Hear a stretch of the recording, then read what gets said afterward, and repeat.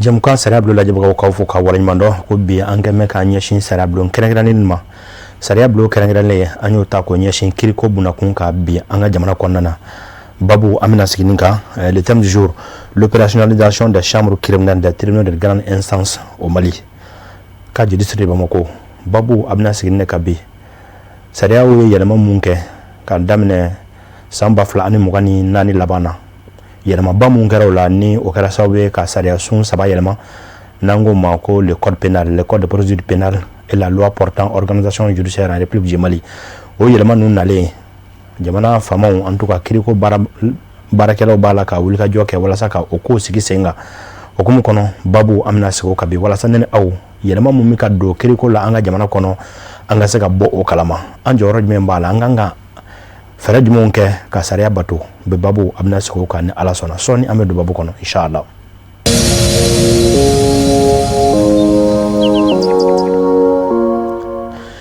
Ni yɛlɛma belebele mun donna an ka jamana sariyaw kɔnɔna na mun ye sariya sɔsɔ wale kɛlɛliw ye a nana ni yɛlɛma caman ye hukumu kɔnɔna na min ye jamana kiriko minisiri ye wulikajɔw sigira sen kan min bɛ kɛ sababu ye ka se ka o kiribomba ninnu bila sen kan o kiribomba ninnu bilali sen kan a bɛ kɛ sababu ye a tun bɛ fɔ min ma ko cour d'assises ni an ye Bamakɔ kɔnɔna ta i b'a sɔrɔ sariya sɔsɔ walejuguba minnu kɛ Bamakɔ kɔnɔ ka se Kulukoro mara ma ka se Sikaso mara ma ka se Segu mara ma ani région kura mun bɔra kɔnɔ n'o ye Sani Kucala ni Buguni ninnu o bɛɛ lajɛlen an b'o bila région kɔrɔw kɔnɔna na o bɛɛ kiri tun bɛ ɲɛnabɔ Bamakɔ kiriso kelen na n'o ye cour d'assises ye yɛlɛma donna sariya la walasa ka se ka o fili ninnu en tout cas ka se ka baaraw teliya a fɔlɔ élément mun bɛ an bolo bi laɲini mun bɛ an bolo kɔrɔ n'an bɛna an da sun o ma o fɔlɔ bɛ tali kɛ Bamakɔ sigida 5nan kirisoba la ni ale baara kunfɔlɔw sigira sen kan ka bɛn mai kalo in tile 5 ma san 2026 Torokɔrɔbugu Bamakɔ sigida 5nan kɔnɔna na okumu kɔnɔna na min ye sogonadonbaw ye n'o ye avocats ye o y'u ka laseli fana kɛ nin kɛnɛ kan maa caman tun b'a kɛnɛ kan mais an y'a ŋaniya ka daminɛ ni sogonadonbaw ka laseli ye n'o ye batoni ye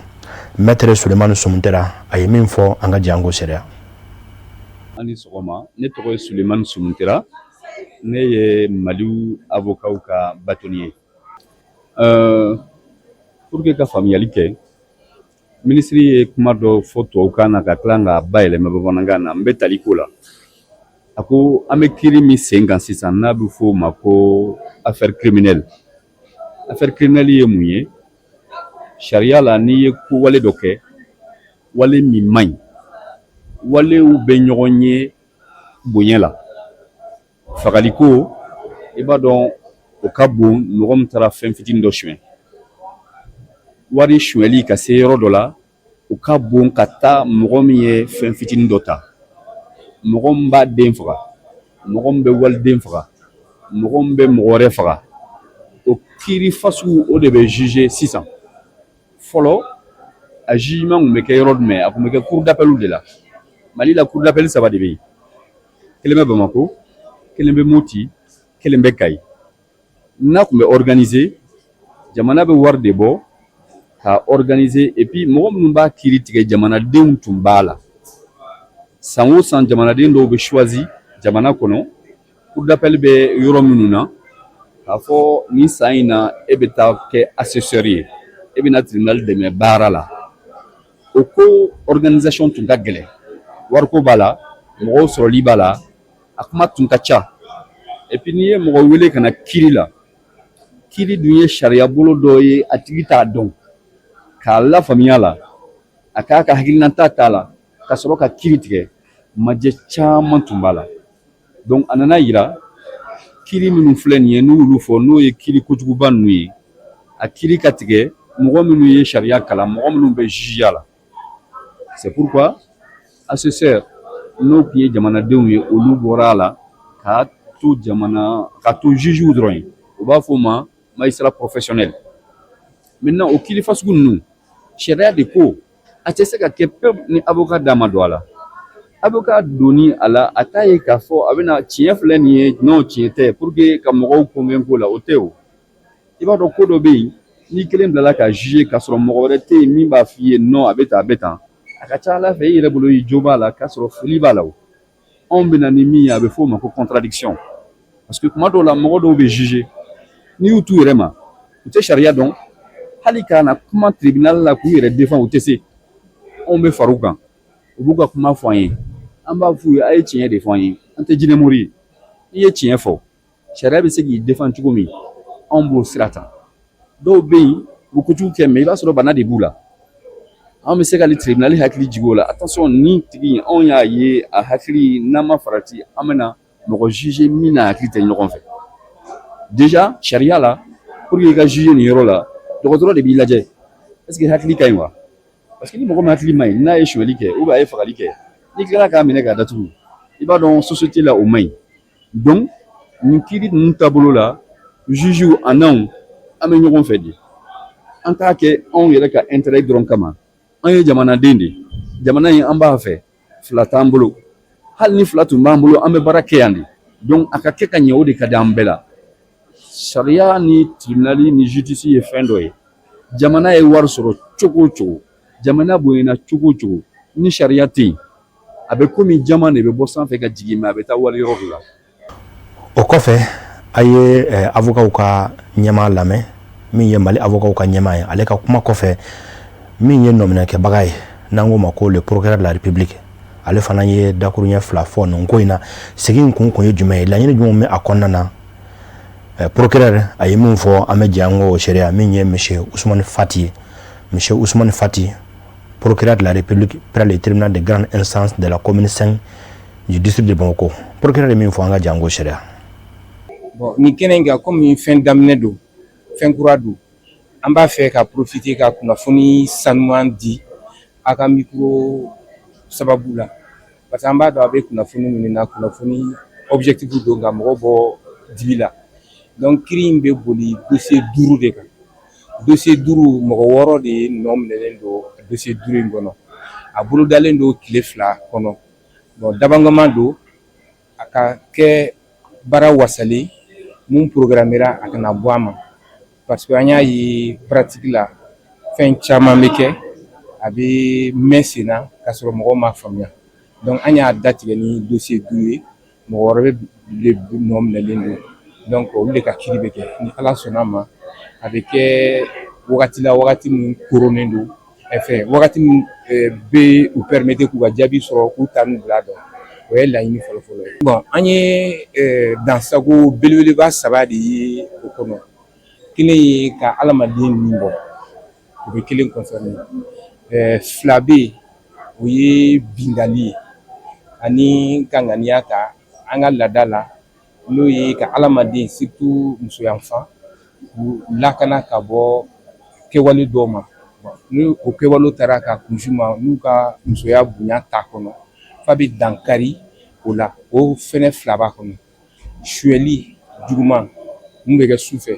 ou bien mun bɛ kɛ i t'i yɛrɛ kalama ou bien a bɛ kɛ ni maramafɛn ou bien a bɛ kɛ ni jogini o 3 b'a kɔnɔ donc dossier 5 in bɛ o fɛn 3 de kɔn donc a b'o de kan. Bon nin kɔni ye fɛn ye parce que n'i bɛ texte yɛlɛma ka kɛwale yɛlɛma kɛwale ni fɛn minnu don a bɛ boli adamaden de kan bon adamaden fɛnɛ yɛlɛmali k'o dɔn k'o kɛ sariya kisɛ ye ka o accompagner a ka suma laɲini tɛ dɔwɛrɛ ye degun bɛ jamana kɔnɔdenw kan parce que kiiri n'i ye kiiri ko fɔ dɔrɔn i bɛ jamanadenw ko fɔ parce que kiiri bɛ tigɛ olu de tɔgɔ la kiiri tɛ tigɛ kiiritigɛla tɔgɔ la a tɛ tɛmɛ faamaw tɔgɔ la a bɛ tigɛ jamana kɔnɔdenw de tɔgɔ la donc n'i y'a lamɛn wagati ni wagati ka se san ni san ma tɔɔrɔ degun minnu b'a kɔnɔ o bɛ dɔn a kun ye olu yɛrɛ lafiyali ye parce que ni mɔgɔ min filila o bɛ ɲini k'o dɔn k'o ɲanganti société tɔ min bɛ olu bɛ se ka lafiya cogo min donc a bɛ kɛ société de tɔgɔ la ni Ala y'a kɛ olu ye ɲangantɛ sɔrɔ ou bien u nɔmaya la a bɛ kɛ sababu ye fɛnɛ u ka ɲɛ u ka k'i ye maa ɲumanw fɛ maa minnu bɛ sigida sariya bato mɔgɔ minnu ka dansago tɛ se a sigiɲɔgɔn tɔw ma tɔɔrɔ kɔnɔ donc laɲini b'o olu bɛɛ kan quoi bon nin y'a kumaba damadɔ ye k'o fɔ ye merci vraiment. Bon a nafa fɔlɔ bɛ se ka s'a ma an ka nafa bɛ bɔ kiiri bɛ tigɛla minnu yɛrɛ tɔgɔ la olu bɛ lafiya min sɔrɔ a kɔnɔ parce que n'i kɛra kiiritigɛla ye i bɛ baara kɛ ni sarakisɛw de ye o sarakisɛw talen don jama tɔgɔ la o kiiri bɛ tigɛ jama tɔgɔ la n'an sera k'o kɛ ala y'an garisɛgɛ kɛ ka jamana servi kiiritigɛ de kɔnɔ parce que n'i ye jamana kɔnɔ aw fana ka baara fila bɛ kunnafoni ɲini k'a di bon lakanalikɛlaw bɛ yen n'o ye tenitigiw ye olu fana bɛ jamana kɔnɔdenw lakana kiiritigɛlaw fana bɛ yen minnu bɛ kiiri tigɛ tɔɔrɔ ni degun ni dansɔgɔ min bɛ kɛ sigida tabiyaw la k'u waleya n'o waleyara o ye bɛɛ ka lafiya de donc an ka lafiya fɔlɔfɔlɔ ye jamana kɔnɔdenw bɛna lafiya min sɔrɔ a kɔnɔ teliya kɔnɔ hakɛ yɛrɛ bonyali kɔnɔ o y'an ka lafiya ye. toujours Bamakɔ sigida duruna kɔnɔna na a kiiriso bonba sigi ninnu kuncɛli min ye jamana minisiri ye min ka baara ɲɛsin don kiiriko ma kiiriko minisiri ani adamadenya hakɛw kɔlɔsili minisiri jamana kɔnɔna na a fana ye dakuruɲɛ fila fɔ nin kɛnɛ in kan ka kɛ sababu ye sigi in kun nafa mun bɛ sɔrɔ a kɔnɔna na a nana gɛlɛya mun wuli minisiri y'i da don la ka fɛsɛfɛsɛli kɛ o la an bɛ jɛ an ka minisiri lamɛn le ministre de la justice et des droits de l'homme garde des sceaux monsieur Mamadou Kasoke a ye mun fɔ an ka jɛ an ko sariya. Aw n b'aw fo ka wale ɲuman dɔn aw bɔra k'a ye cogo min na décembre 2024 an ye code pénal kura ani code de procédure pénale kura sariya kisɛw voté assemblée nationale la président y'a promulgué donc baaraw daminɛna donc an y'a fɔ cogo min na o code pénal ani code de procédure pénale a ye fɛn kura caman de bila sen kan i n'a fɔ chambre criminelle o y'a ye infraction minnu ka jugu ni infraction bɛɛ ye donc n'o kɛra o kiiri kun bɛ kɛ cour d'assises de la cour d'assises san kɔnɔ a kun bɛ kɛ siɲɛ 1 walima siɲɛ 2 o kun b'a to dossier kun bɛ fara ɲɔgɔn kan donc mɔgɔ caman kun bɛ kɛ kaso la ka sɔrɔ u ka kiiri kun tɛ se ka kɛ a waati la donc dɔw yɛrɛ bɛ i ka dossier bɛ ban ka sɔrɔ cour d'assises bantɔ don f'i ka san wɛrɛ t'a makɔnɔ san wɛrɛ n'o y'a sɔrɔ citation ma se ka kɛ a ɲɛma i bɛ san wɛrɛ t'a makɔnɔ dɔw kun bɛ se ka kɛ san 3 san 4 kɛ ka sɔrɔ u ka kiiri ma tigɛ donc chambre criminelle an y'a dabɔ pour que o ko ninnu o ka dabila i ka kiiri bɛɛ ka kiiri ka se ka kɛ a waati kɔnɔ pour que ni i ye ko kɛ i nɔ minɛna i nɔ yera a la i k'a dɔn i ni min ka kan ni kan ka ɲangi i ka ɲangi joona ni kan ka pourvoi ni appeliw kɛ i b'o kɛ ni man ka ɲangi i ka bila i ka taa so o ka dɔn joona yani i ka san 3 san 4 kɛ kɔfɛ u ka tila k'a fɔ i ma foyi kɛ an b'i labila donc o bɛ kɛ problème ye mɔgɔw ka diɲɛlatigɛ la donc laɲini ye min ye dossier ninnu o traitement ka teliya mais teliya kɔnɔna na an bɛ fɛɛrɛ fana kɛ pour que adamadenya hakɛw o bɛ ka se ka bato a kɔnɔ société b'a ɲini kiiri ka teliya minnu tɔɔrɔla infraction senfɛ olu b'a ɲini u ka hakɛ ka segin a ma mais min fana bɛ ka juger an kan ka fɛɛrɛ kɛ pour que u ka hakɛ o fana ka se ka sabati donc an bɛ avocats fo o yɔrɔ la parce que olu de bɛ ka constituer dossier ninnu na n'i y'a jateminɛ dossier criminel a tɛ se ka juger ka sɔrɔ avocat t'a la donc bâtonnier a n'a baarakɛɲɔgɔnw olu de bɛ ka u constituer a dossier kɔnɔ ka an dɛmɛ pour que baara in ka se ka taa ɲɛ bâtonnier fana bɔra k'a fɔ dossier daminɛ minnu bɛ yen u bɛ n'o bɛɛ kɛ fu falaki vraiment an b'u fo k'u waleɲuman dɔn u ka fasoden ɲumanya la donc k'a ɲini jugew officier de police judiciaire fɛ greffier fɛ avocat fɛ bɛɛ ka cɛsiri pour que chambre criminelle a ka se ka sabati parce que n'a sabatira a bɛ an bɛɛ de nafa parce que kiiri bɛ teliya kiiri bɛ kɛ an sago ye et puis minnu bɛ kaso la u bɛ se ka u ka sɔrɔ dɔn joona n'u kan ka ɲangi u bɛ ɲangi n'u kan ka bila u bɛ bila donc fɛn min don vraiment fɛnba don donc an bɛ procureur féliciter ani président du tribunal ani baarakɛɲɔgɔn bɛɛ u bɛ ka baara min kɛ ka isiw fana féliciter parce que n'i y'a ye kiiri bɛ se ka kɛ olu de bɛ citation kɛ officier de police judiciaire k'u bɛɛ fo k'u waleɲuman dɔn an ka dugutigiw diinɛmɔgɔw minnu nana ka an dɛmɛ ni baara in na ka aw bɛɛ fo ka waleɲuman dɔn justice an ka laɲini ye a ka kɛ bɛɛ sago ye o de y'an ka laɲini ye président de la transition a y'o de instruction di k'an ka fɛɛrɛ kɛ mali justice a ka kɛ malidenw sago ye a tɛ se ka kɛ ten fo an bɛɛ de ka an fanga fara ɲɔgɔn kan an b'o de ɲini aw fɛ a y'an dɛmɛ justice a ka kɛ an sago ye a ka kɛ aw sago ye o sira in kɔnɔna na vraiment bɛɛ kan k'i ka rôle jouer n'a y'a ye majɛ minnu bɛ yen a y'a ɲɛfɔ bonya kɔnɔ pour que an ka se ka corriger k'o ka se ka taa ɲɛ donc justice vraiment ala k'a taa ɲɛ ala k'a kɛ an bɛɛ sago ye n b'aw fo ka waleɲuman dɔn voilà merci beaucoup merci. o bɛ dan siri Bamakɔ sigida 5nan kiiriso ka nin sigi fɔlɔ in na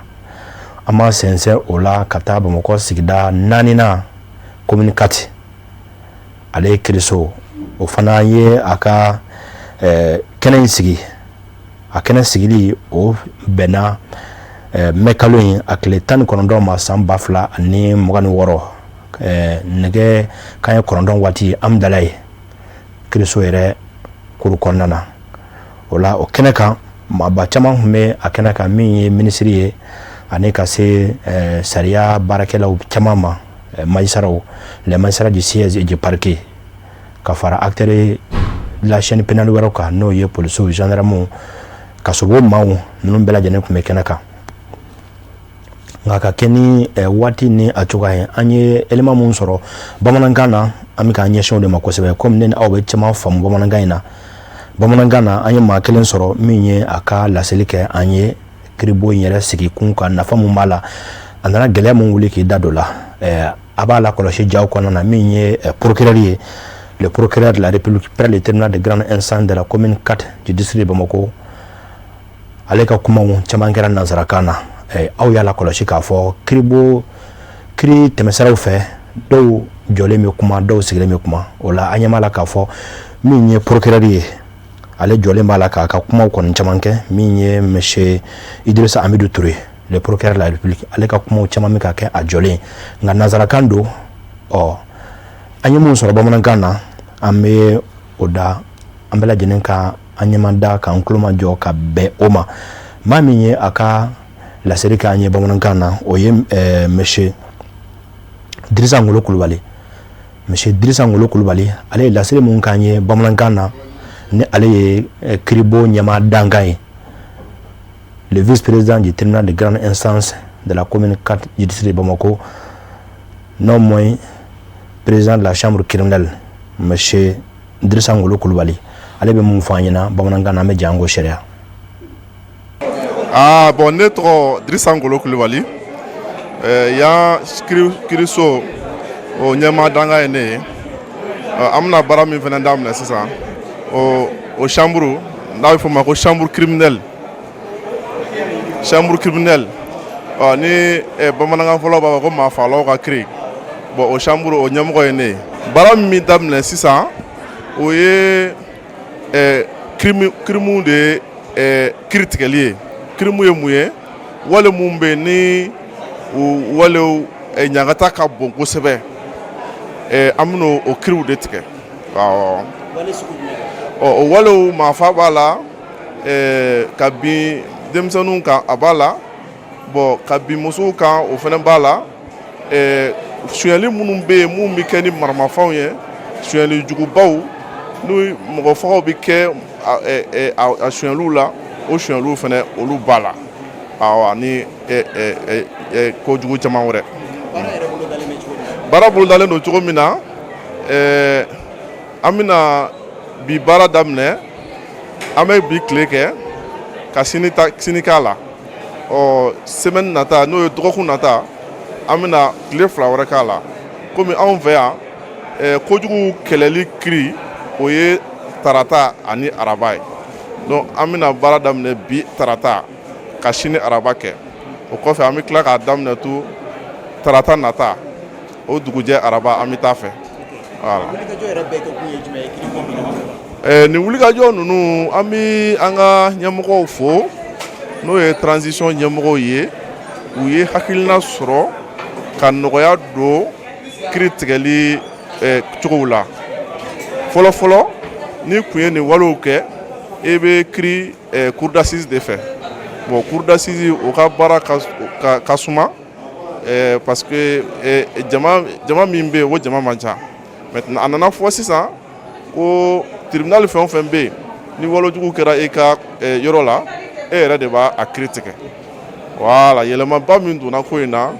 o y'o de ye o de bɛna to a bɛna ye mɔgɔ caman bɛ kiiri a kiiri waati la mɔgɔ caman bɛ kiiri a bɛ kiiri waati la parce que a baaraw bɛ ka kɛ yɔrɔ min na a kiiriw bɛ tigɛ yen a bɛ n'a fɔ Bamako sisan kiiri min tun ka tigɛ siɲɛ kelen cour d'assises fɛ o dira mɔgɔ sigiyɔrɔma 6 de ma sisan kiiriso sigiyɔrɔma 6 de ma o de b'a to sisan kiiri caman bɛ se ka tigɛ waati kunkurunin kɔnɔ jalaki binnen don mɔgɔ mun kan bon a bɛ taa mɔgɔ 12 ɲɔgɔn na awɔ kiiri tigilama bɛɛ sen b'a la kun jumɛn na procureur n'a ka jama olu de bɛ dossiers labɛn n'olu ye dossiers labɛn u bɛ n'a di président n'a ka jama ma anw fana bɛ dossiers labɛn ni anw bɛɛ tilara an ka dossier labɛn na anw mɔgɔ 3 de bɛ yen anw bɛ yɛlɛ kiiri tigɛ kama anw mɔgɔ 3 an b'a bɛɛ tigɛ fɔ comment le dire fɔ araba na semaine nata mɔgɔ wɛrɛ tɛ yɛlɛ ni anw tɛ fɛn dɔgɔmani fitinin o kɔni o ye san 6 de ye parce que kiiri fɛn ninnu duguma kiiri ninnu n'an bɛ deli ka min tigɛ n'o ye sonyali misɛnninw ani mɔgɔ dɔ bolo sera dɔ ma o ko misɛnninw olu tɛ tɛmɛ san 5 kan sisan an ka kiiri a bɛ se ka taa fɔ mɔgɔ si ka so n'an y'a ye k'a fɔ ko i kan ka fa an b'a fɔ k'i ka fa. o tɛmɛnen kɔfɛ an bɛ an sɛnsɛn ka taa toujours an bɛ to communiqué kɔnɔna na mais kiiribon kɛrɛnkɛrɛnnen min bɛ yen ni ale ka baara ɲɛsinnen don bɔlɔlɔsira sariya sɔsɔw kɛlɛli ma a fana u ka sigi kɛra i n'a fɔ an bɔra ka kiiriso tɔ ninnu lajɛ cogo min na min ye police cybercriminalité ye u fana ka sigi bolodala ka bɛn nin waati kelen ma u ye caman ɲɛfɔ a ko la Bamakɔ sigida 4nan kiiriso in bɛ yen an bɛ don min na i ko bi alors u ye baara minnu boloda a fana bilara nin kɔnɔna na cérémonie d'ouverture solennelle de la première audience de la chambre criminelle du pôle national de lutte contre la cybercriminalité baara in fana sigira sen kan mɛ kalo kelen in kɔnɔna na alamisa mɛ kalo tile 21 san 2026 nɛgɛ kanɲɛ 9 waati Amdalaye poli yɛrɛ jabalaba la o la kɛnɛ kan min ye procureur ye a ye a ka laɲiniw kɛ ni o ye réquisitoire ye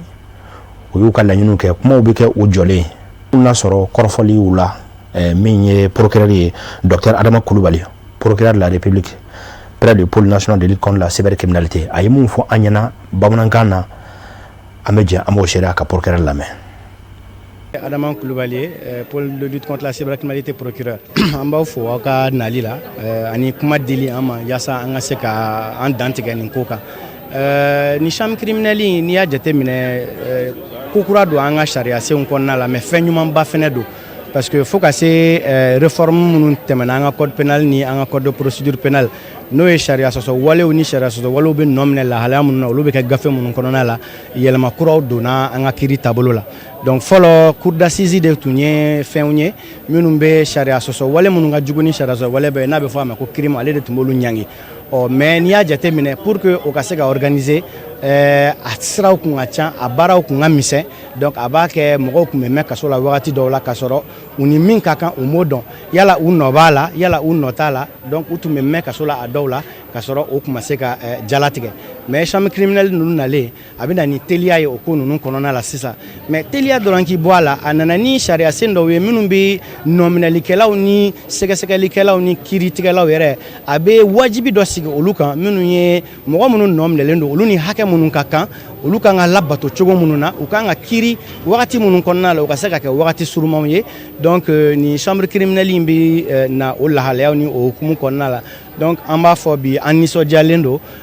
parce que n'i y'a jateminɛ pôle de lutte contre la cybercriminalité nin ye a ye a san 3nan de la denmisɛnnin fitinin don halisa n'i ye Mali kiirisow jateminɛ nka a n'a ka denmisɛnninya bɛɛ a selen bɛ ka a jɔyɔrɔ ni fa dɔɔni dɔɔni komi dɔɔni tɛ tɔtɔ ko la donc o dɔɔni de kɔnɔna la fo sisan an sera ka na an ka chambre criminelle organiser donc nin ye occasion ye n bolo ka n baarakɛɲɔgɔnw fo ka président de tribunal ni a ka jugew fo ka greffiers fo ka avocats fo ka brigade baarakɛla bɛɛ lajɛlen fo u ka cɛsiri la hali bi yaasa bɔlɔlɔsira bɛ se ka saniya cogo min na.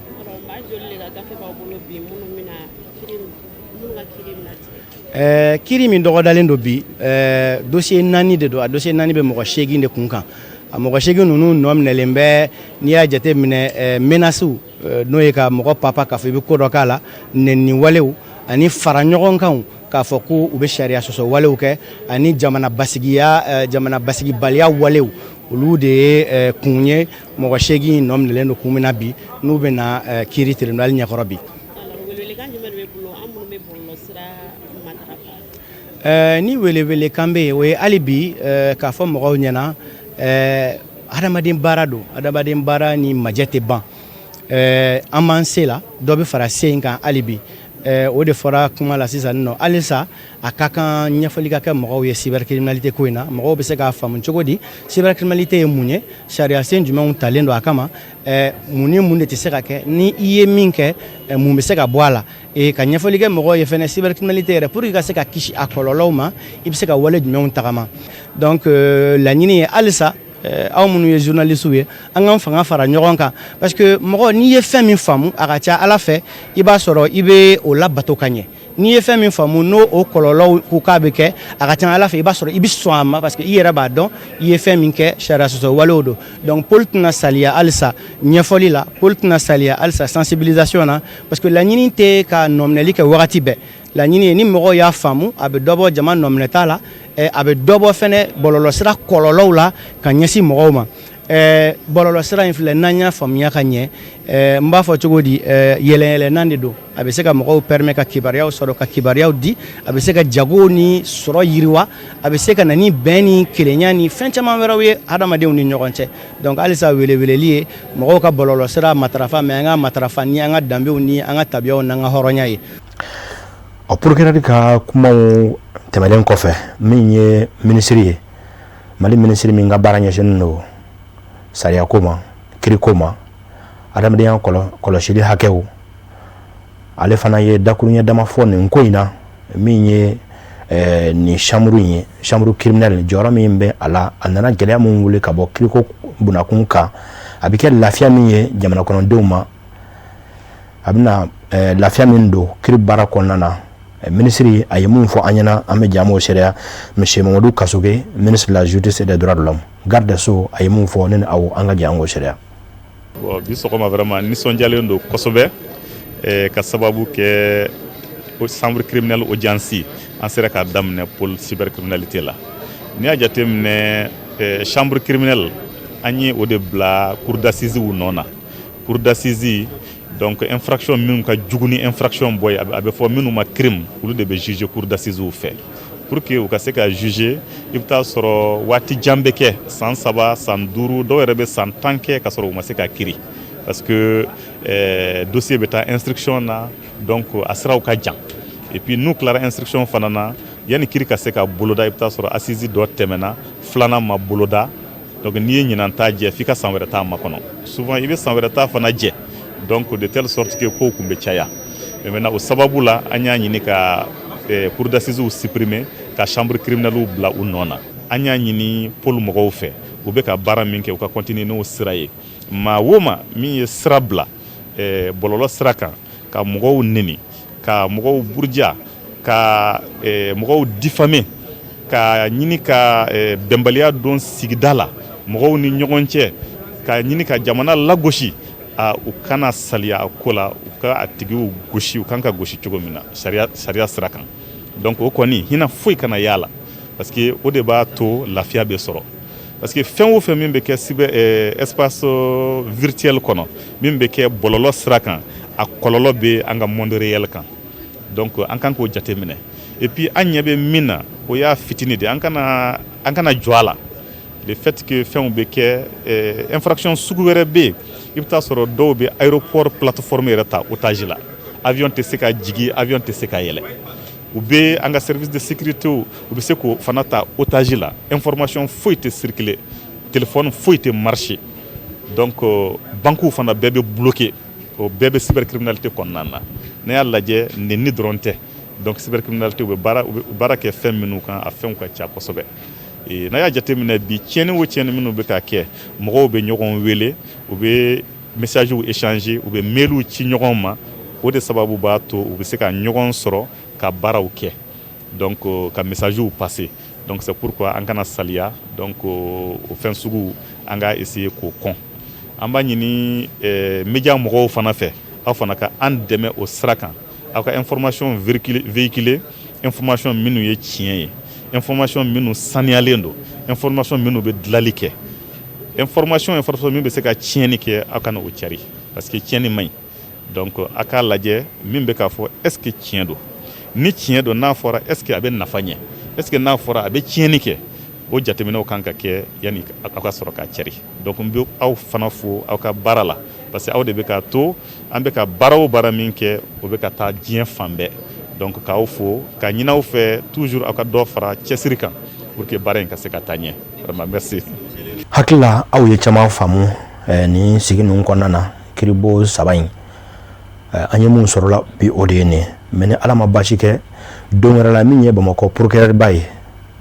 le procureur général près la cour d'appel de Bamako monsieur Amadou Balobo Gindo ale kan ka na an ka kɛnɛ kan walasa ka chambre nafa mun bɛ a la jɔyɔrɔ mun bɛ a la kiri teliya la an ka jamana kɔnɔ procureur général ale kan ka na don nataw la walasa ka walawalali don a la ni ala sɔnna waati nataw la an an da don a bɛɛ kelen-kelen na k'a ɲɛfɔ nka bi sigi an kun ye a ta ni de kan l'opérationnalisation des chambres criminelles des tribunaux de grande instance en République du Mali babu kun sigira o de kan hakilila ni aw an ye caman faamu segi na ka sabu kɛ kiri maaw kiri baarakɛlaw juge o y'u da don min na ka min ɲɛfɔ an ɲɛna ne b'a fɔ whatsapp numéro bɛ tunu ni aw cɛ whatsapp numéro bɛ tunu ni aw cɛ waati nataw la ni ala sɔnna